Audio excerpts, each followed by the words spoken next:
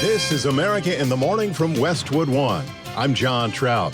It's Tuesday, September 10th, 2024. Here's what's coming up on America in the Morning. Finally, after all the talk, it's debate night here in Philadelphia. Harris versus Trump. I'm Steve Futterman. James Earl Jones, the voice of Darth Vader and Mufasa, has passed away. As king, you need to understand that balance. I'm Kevin Carr. The man who opened fire in a Kentucky highway vowed to kill a lot of people. Hopefully he has no water and nothing to eat. I'm Haya Panjwani. The Trump train trial begins in Texas. 4 more years, baby. 4 more years. I'm Clayton Neville.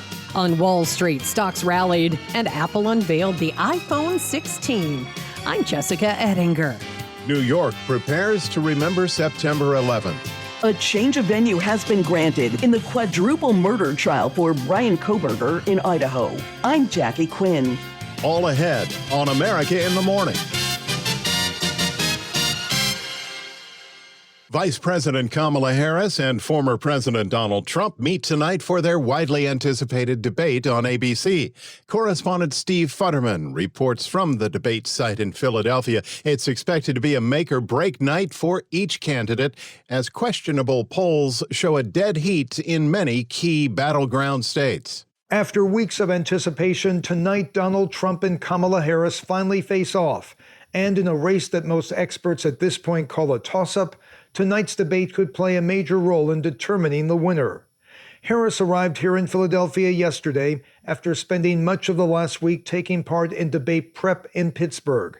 She told the Ricky Smiley Show she expects Trump to flat out lie. I think he's going to lie. There's no floor for him in terms of how low he will go. And we should be prepared for that. We should be prepared for the fact that he is not burdened by telling the truth. Harris is likely to go after Trump on a number of issues. She is almost certain to bring up Project 2025. Many of Trump's close supporters are behind it. Trump, though, has denied any involvement. Trump, on the other hand, has spoken in recent days about what he believes a Harris election would bring. If Comrade Kamala Harris gets 4 more years, you will be living a full-blown banana republic ruled by an anarchy and a tyranny. It's the people that surround her. They're scum. They're scum. And they want to take down our country. They are absolute garbage. Harris this week has brought out new campaign ads, many of them focusing on abortion. 4 more years of Donald Trump means that women's rights will continue to be taken away one by one. Women's reproductive rights could be another contentious issue between the two. The last time Donald Trump took part in a debate was in June in Atlanta against Joe Biden, who had a disastrous night. This was Biden attempting to answer a question on Medicare. Dealing with everything we have to do with, look, if we finally beat Medicare. We can certainly expect Kamala Harris to sound more lucid, less rambling, and far more direct. The audience tonight could top the 50 million that watched the Biden-Trump debate in June. And the rules tonight will be the same as in June. Only the candidate answering the question will have his or her microphone open, and there will be no live audience. I'm Steve Futterman in Philadelphia. One of the most recognizable voices in Hollywood has passed away. America in the Morning's Kevin Carr reports on the passing of the legendary actor James Earl Jones. Jones, famous for his rich baritone, was born in Mississippi in 1931 and as a child struggled with a debilitating stutter. Jones broke into film as an airman in Stanley Kubrick's Dr. Strangelove. A few years later, in 1970, he earned an Oscar nomination for his role in The Great White Hope. An accomplished stage actor, Jones won 2 Tony Awards. He earned an honorary Oscar in 2011, cementing his career in history as a coveted EGOT winner. Ladies and gentlemen, I stand before you deeply honored, mighty grateful, and just plain gobsmacked. His most recognizable role came in 1977 when George Lucas cast him as the voice of villain Darth Vader in Star Wars. You are part of the Rebel Alliance and a traitor. Take it away! After playing the Sith Lord for 6 theatrical films and multiple television appearances, in 2022, Jones signed over the rights to recreate his voice with AI for future Star Wars projects. Kenobi is all that matters now. Is that understood? The actor's other monumental role was as Mufasa in The Lion King. Everything you see exists together in a delicate balance. As king, You need to understand that balance. Other notable credits include 3 of the Jack Ryan movies, the Coming to America films, and the baseball tributes Field of Dreams and The Sandlot. I'm Kevin Carr. Manhunt for a suspected sniper. When America in the Morning continues after these messages.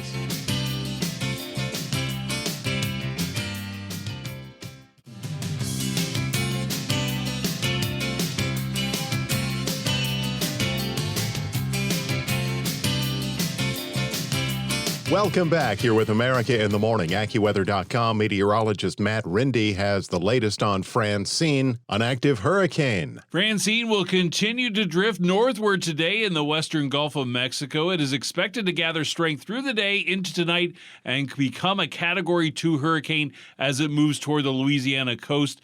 Heavy rain will continue along the South Texas coast today and then spread northward into tonight.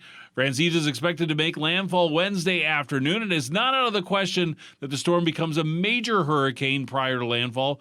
Either way, the storm is going to produce widespread flooding as it moves inland, along with a significant storm surge of 6 to 10 feet and wind gusts of over 100 miles per hour near the point of landfall, and even a tornado or two. Outside of the tropics, there will still be some showers and heavier thunderstorms along the Gulf Coast and along a nearly stationary front in the region. Some drenching rainfall will once again be possible, especially in Florida. There'll be some scattered afternoon thunderstorms in parts of the Rocky Mountains, though again, very widely separated. And there may also be a couple of showers moving through the arrowhead of Minnesota into the Upper Peninsula in Michigan. Otherwise, the nation is looking rather dry with a decent amount of sunshine. There will be some haze from wildfire smoke through portions of the Dakotas, southeastward into the Ohio Valley. And afternoon temperatures are going to be comfortable across the Northeast with highs in the 60s, 70s, and 80s. And it'll be another hot day in the Central Plains with many highs moving into the 90s and even a few 100s. That's the weather across America. Rapid City, South Dakota will have a hot day with hazy sunshine and a high up to 97. It'll be a comfortable day in Bar Harbor, Maine, with partly sunny skies and a high around 70. That's the nation's weather. I'm AccuWeather.com meteorologist Matt Rindy. I'm John Trout. Remember, you can follow us wherever you get your podcasts, Apple, Spotify, Amazon, and YouTube. Just search America in the Morning in your favorite listening app. The manhunt and a motive for Joseph Couch, the 32-year-old suspected sniper accused of shooting 5 people on a Kentucky interstate highway, remains ongoing. Correspondent Haya Panjwani reports what police do know is that he's vowed to kill a lot of people. Audio courtesy WHAS News 11. An arrest warrant says the man who opened fire in a Kentucky highway vowed to kill a lot of people before he shot and wounded 5 people. The affidavit quotes a text message that police say Couch sent to a woman 30 minutes before he opened fire over the weekend on Interstate 75. The affidavit quoted a separate text in which Couch said he would kill himself after the shooting. Meanwhile, law enforcement agencies across southeastern Kentucky are still trying to apprehend Couch and are searching in dense woods. Our job is to make sure every one of our people that's in a uniform goes home to their family. And that's our first priority. And if we have to go slow and like a snail, that's what we're going to do. Trooper Scotty Pennington with the Kentucky State Police says, our goal is to apply steady pressure and wearing Mr. Couch down. The longer he is in the woods, last night it got pretty chilly, and today it's got kind of humid and hot. Hopefully he has no water and nothing to eat. That audio is courtesy of WHAS. Area schools have closed while residents have locked their doors and kept their children inside. I'm Haya Panjwani. Trial now underway surrounding a confrontation involving a Trump train on a Texas highway in 2020. Correspondent Clayton Neville explains. Former Democratic Texas lawmaker Wendy Davis testifying in the civil trial that began this week and is expected to last for several weeks. Davis used her cell phone back in 2020 to record a Biden-Harris campaign bus that was being trailed on the interstate by a convoy of President Trump supporters known as a Trump train. 4 more years, baby, 4 more years.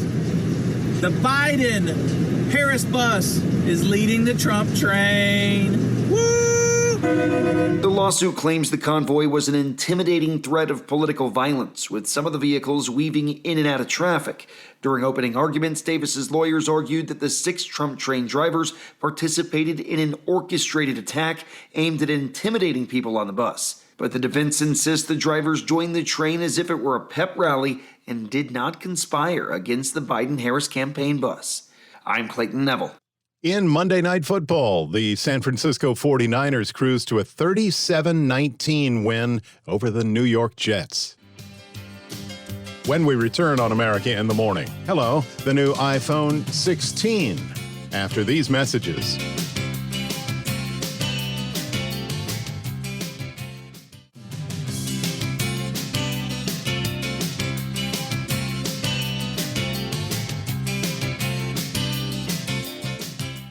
America in the Morning continues. The Business Report is brought to you by Fisher Investments. Fisher Investments is a fiduciary, always putting clients' interests first. Learn more at FisherInvestments.com. Slight rebound in the markets. Here's CNBC's Jessica Ettinger. Wall Street opens this morning after a stock rally yesterday, rebounding from last week's worst week for stocks for the year.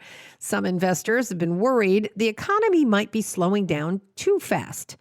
Other investors say no. I think it's a soft landing. And if I'm the Fed, I'm pleased because fundamentally, I think we're seeing just the type of moderate slowing which the Fed wants in terms of its goals on inflation. I know there's lots of concern as to whether it will weaken seriously. I don't see that. Evercore's Roger Altman on CNBC.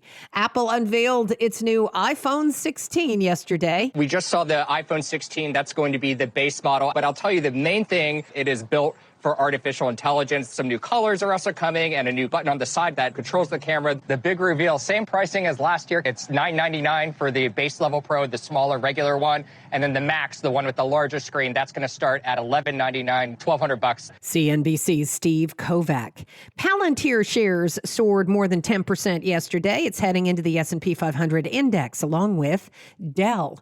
Those companies are replacing American Airlines and Etsy. Etsy, it has been struggling, but many are surprised that American is moving down to the S&P Mid-Cap 400 index.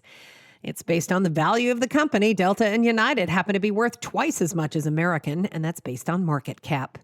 11 states now have $2 gas in the U.S. as prices at the pump continue to drop.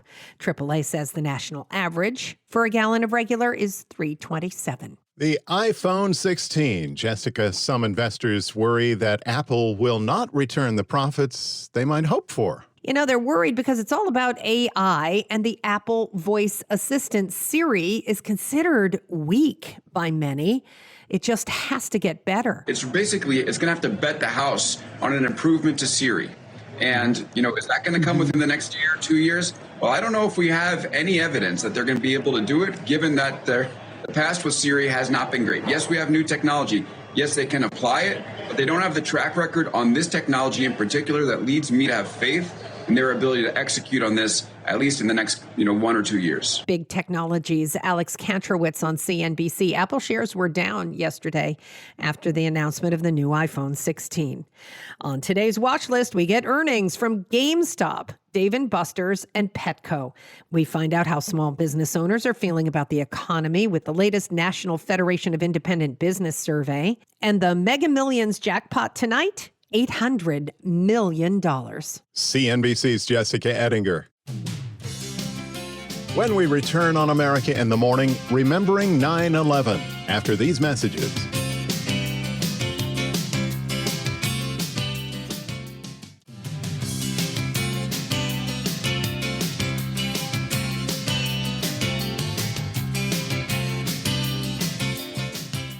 America in the Morning back now.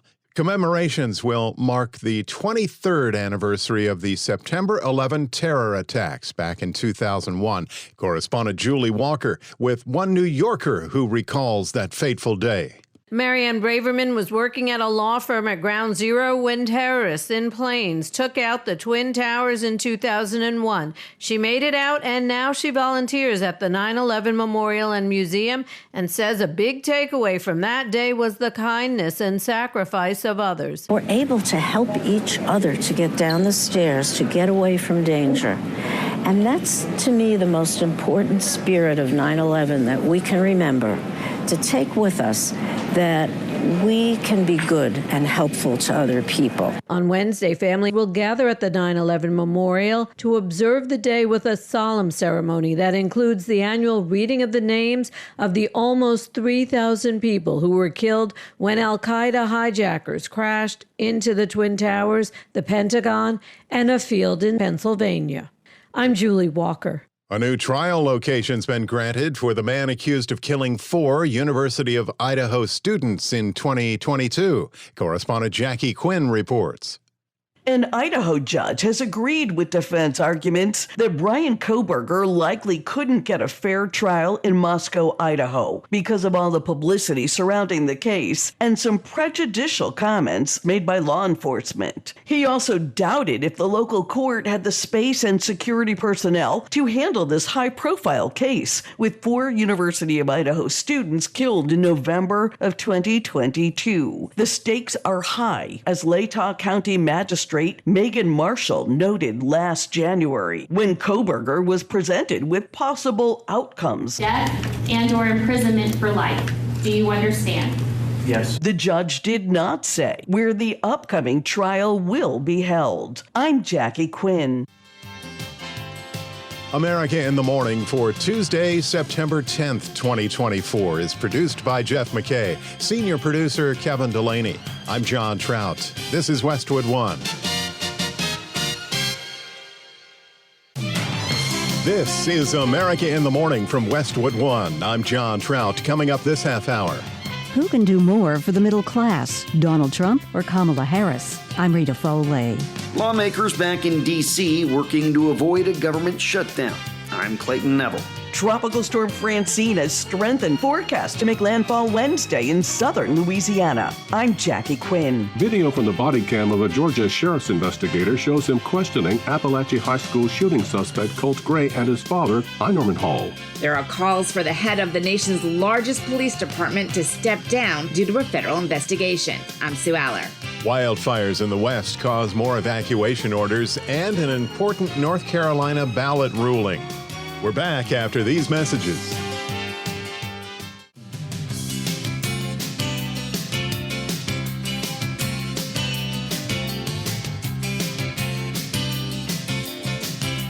Welcome back.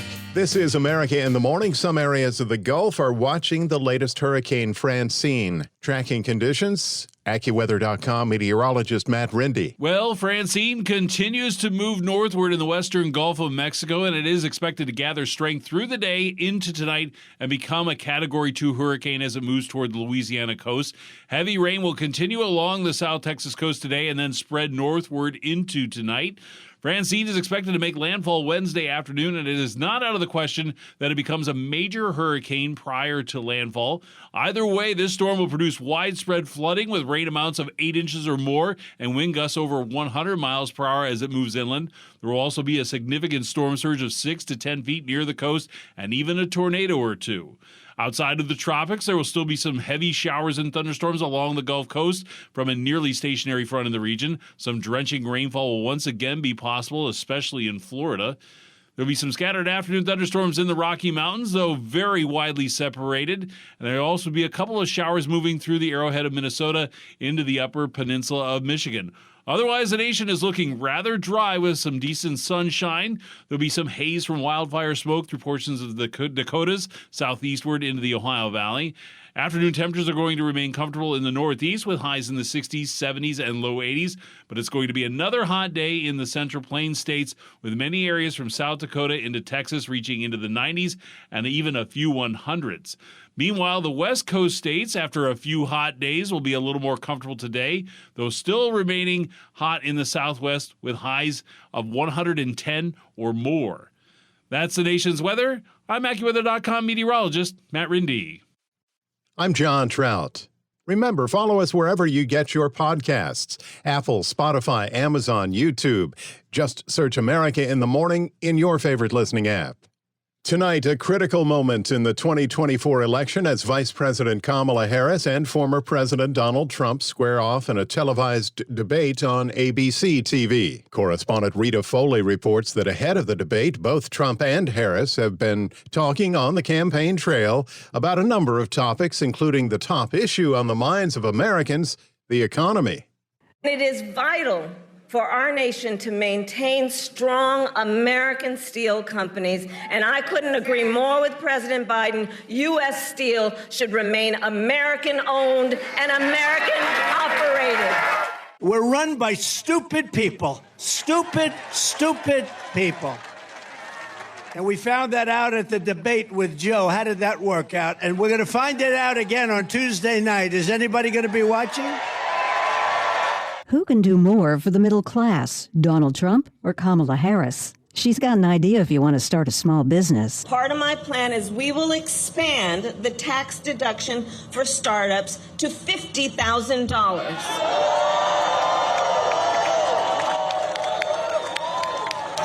It's essentially a tax cut for starting a small business. Donald Trump is promising to cut the corporate tax from 21% to 15% for companies producing in the U.S.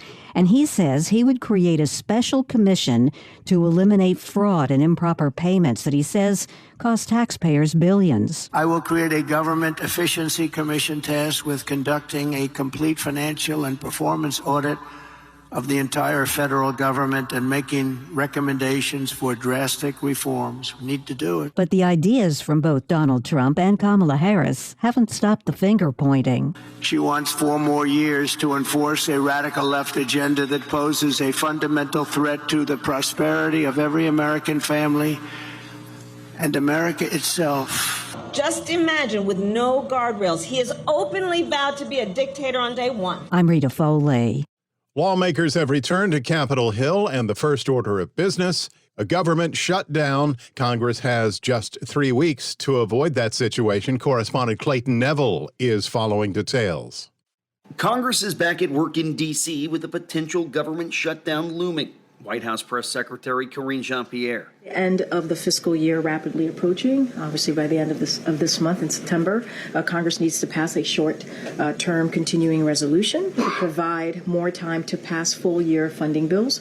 We urge Congress to do this quickly, to pass this quickly, to keep the government open. It is really easy. It's like their number one job. They know how to do this to keep the government open. House Speaker Mike Johnson behind a stopgap spending plan that would kick a government shutdown deadline currently slated for the 1st of October into the end of March and includes conservative-backed legislation that includes a proof of citizenship requirement to register to vote. The proposal from House Republicans is not a solution. It's just not. It contains a partisan poison bill, would erode our national defense, undermine our competition with China, fail our veterans and seniors, abandon communities struck by disasters, and hurt programs that support small businesses while making healthy tax cheats pay what they owe. Democrats like Senator Chuck Schumer are pushing back. It's a shame that the House of Representatives is once again wasting time catering to the hard right, instead of doing the hard work of responsible bipartisan governance. Speaker Johnson's slapdash continuing resolution isn't a serious effort to fund our government. The continuing resolution could make the House floor for a vote as early as tomorrow, but it's not expected to get through. In fact, some Republicans are speaking against the measure, writing it off as political theater that could lead to a massive year-end government funding deal that'll do nothing to cut spending. Democrats, though, pushing for a resolution without policy attached, extending the government shutdown deadline into mid-December. I'm Clayton Neville. Francine, hurricane in the Gulf. Correspondent Jackie Quinn reports people in Texas and Louisiana are preparing for rain and flooding. In the Pelican State, residents are praying for the best and preparing for the worst. Audio courtesy WVUE-TV, New Orleans. Category 3. I'd stay for a 1 and a 2, but the 3, nope, gotta go. People are lining up to fill sandbags and get gasoline in parishes along the Louisiana Gulf Coast, where hurricane watches are already posted from Sabine Pass to Morgan City, Louisiana, about a 200-mile stretch. Grand Isle Police Chief Chris Hernandez on WVU-ETV says people under evacuation orders should be packing their things now. Hopefully it doesn't get to that we would have to rescue somebody. Use your head, think ahead of time. You don't want to be stranded. We had that in the past with Ida.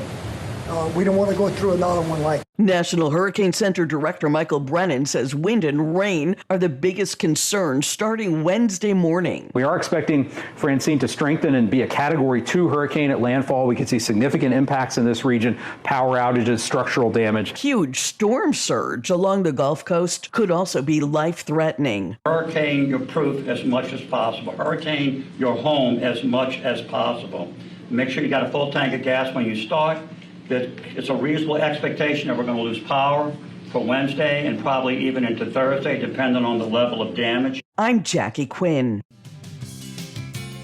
Growing calls for New York City's mayor to resign. When America in the Morning continues after these messages.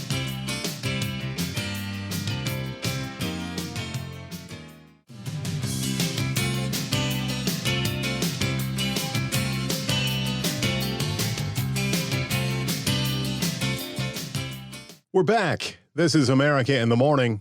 I'm John Trout.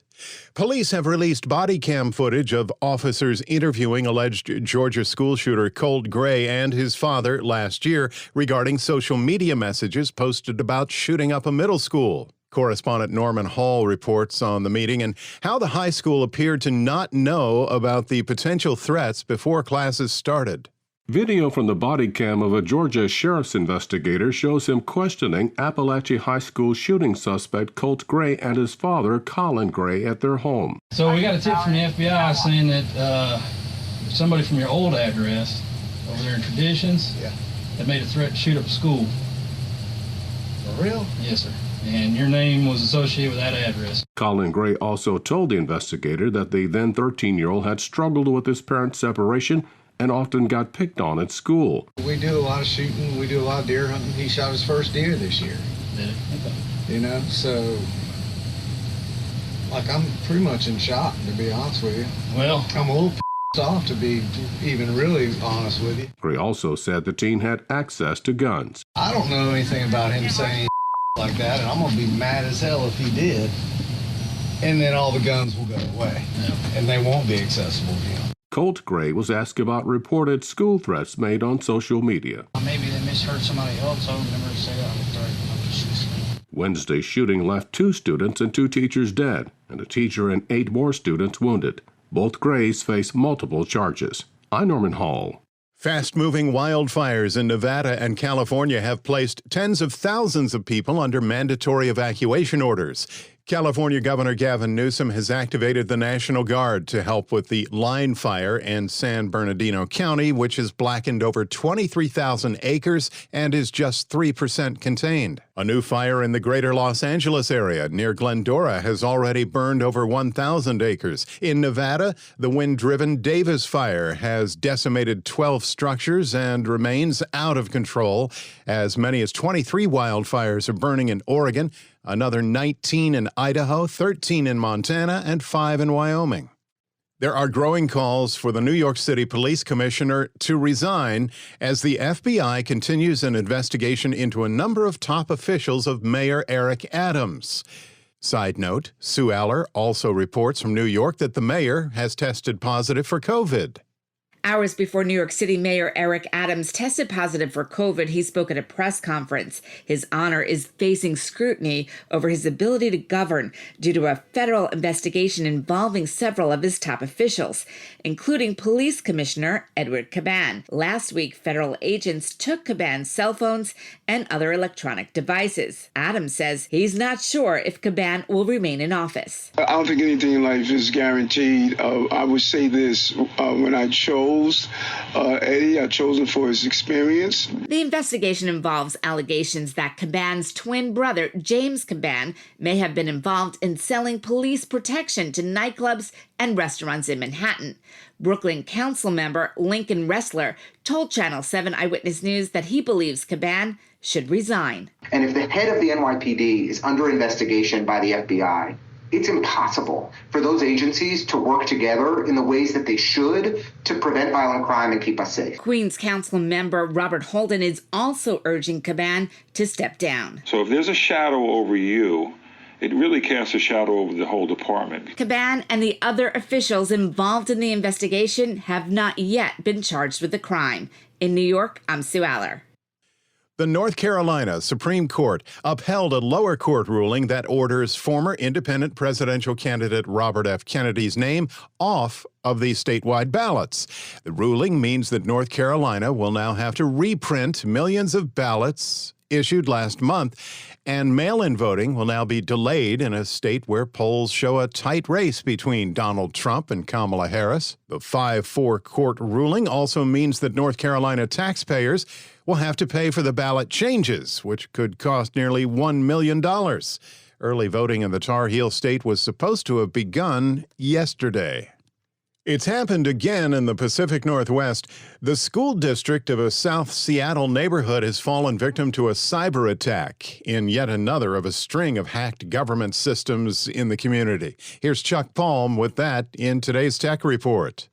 The Highline Public School District of South Seattle was hit by a cyber attack and shut down classes on Monday. Doug Levin, National Director of the K-12 Security Information Exchange, said that at least 325 ransomware attacks have happened on U.S. school districts between April of 2016 and November of 2022, with frequency only increasing. Late Sunday, Highline Public Schools announced that they had detected unauthorized activity on their technology systems and have taken immediate action to isolate their critical systems. Levin also mentioned that schools don't have the resource, expertise, or the mandate to put strong cybersecurity protections in place, which makes them an attractive target. Cyber attackers are mostly based in foreign countries and not allied with the U.S. Criminals extort payments in order for them to release control of the systems and to prevent them from publishing or selling personal information from staff and students. Now's a good time to update systems, create new passwords, and implement two-factor authentication.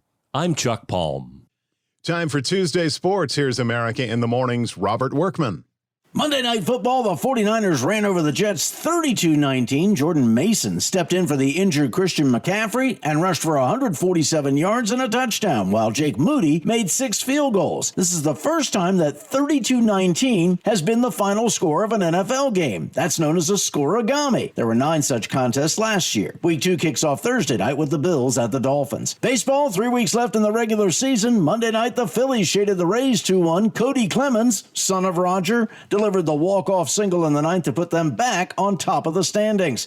Cubs drilled the Dodgers 10-4. Yankees came on late to whip the Royals 10-4. Austin Wells with the go-ahead 3-run banger. I think it's easier to get more confidence when you're having results. So I think it's just gradually, as the season gone on, more and more. But I think from the beginning of the year, I was confident in my ability. New York owns the best mark in the American League. Guardians ripped the White Sox 5-3. Joey Cantillo went 7 innings for his first Major League win. Red Sox routed the Orioles. Rob Refsnyder and Tyler O'Neill with back-to-back jacks in the 3rd inning and again in the 8th. Mets scored twice in the 8th on a wild pitch and a pass ball to squeak past the Blue Jays. New York has won 10 of 11. Reds blanked the Braves. Nick Martinez and the Martinis with a nifty 2-hitter. Martinez retired 17 consecutive batters in one stretch. Pirates edged the Marlins. Rookie Paul Skeens struck out 9 and picked up win number 10. Angels thumped the Twins. The new college football rankings are out. Georgia remains on top. Texas nosed ahead of Ohio State into 2nd in the AP poll on the strength of the Longhorns' win at defending national champion Michigan. The Buckeyes retain the 2 slot in the coaches' survey. Alabama and Mississippi round out the top 5. That's Tuesday Sports.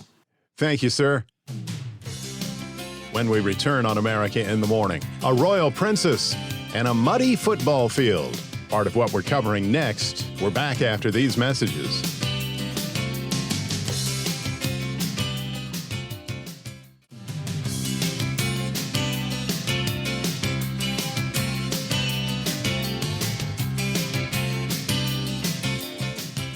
The This is America in the Morning.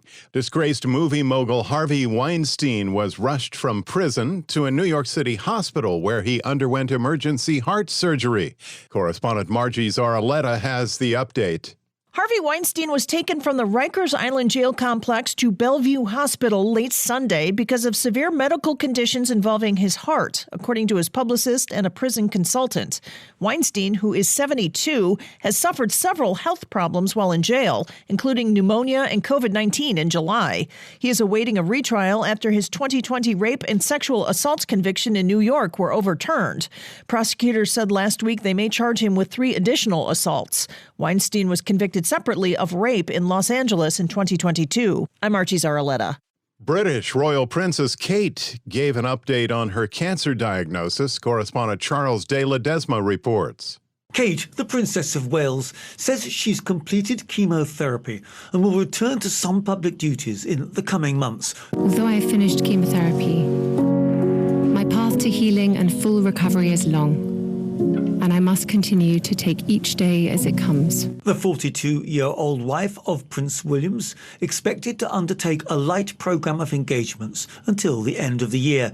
Kate already has attended a ceremonial birthday parade for her father-in-law King Charles and presented the men's winners' trophy at the Wimbledon Tennis Championships. Officials announced in March that she was being treated for an undisclosed type of cancer. Charles de Ledesma, London. Football season is underway, and for some, that means playing in an annual event involving a pig's skin and a field knee-deep in mud. Correspondent Ed Donahue reports on a messy tournament. On the first weekend of NFL action, a bunch of amateurs in New Hampshire are cleaning up after playing in the Mud Bowl. This was the 50th year in North Conway, New Hampshire, of football featuring players trudging through knee-deep muck while trying to reach the end zone. Ryan Martin got deep into the mud. I'm not going pro in anything. I might as well feel like I'm still competing day in and day out. You know, I've grown up with a lot of these guys. I played Mud Bowl for almost 20 years. This was Mahala Smith's first Mud Bowl. She called it a mini vacation. She was prepared to play. Keep your hands up and hopefully you don't get hit in the face. Hopefully you don't bite your tongue off either. Ryan Martin says Mud Bowl is fun, but there are lingering effects. You get cracks in your feet and you get mud in your toenails for weeks. Your butt, you get it, your ears too. You'll be cleaning out your ears for a long while, and then the week, probably for about 4 days, you'll be blowing your nose. And it wasn't all football. There was music, followed by a tournament of mud parade. I'm Ed Donahue. America in the Morning for Tuesday, September 10th, 2024 is produced by Jeff McKay, senior producer Kevin Delaney. I'm John Trout. This is Westwood One.